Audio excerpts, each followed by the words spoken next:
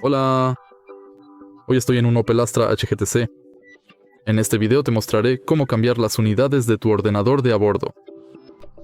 Al principio, fíjate en este botón de configuración debajo del panel de la radio y presiónalo. Puedes navegar por el menú de configuración usando estos tres iconos, tres botones. Vamos al sistema, entramos en Unidades y seleccionamos entre Europa, Japón, Gran Bretaña y EU. Vamos a seleccionar Japón,